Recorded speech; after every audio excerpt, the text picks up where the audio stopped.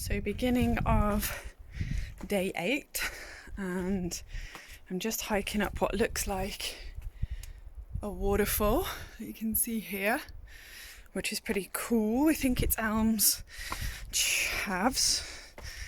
What I learnt today was this red, you can see it's pretty special, this red stone that you can see here, that is the calcium carbonate. So you see this substance here, that's what dissolves into the water to give it this beautiful light blue colour, which is absolutely fantastic.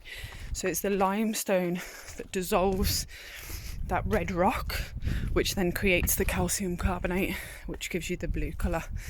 So I'm just walking now up to the top here to see what it is, and this is pretty spectacular.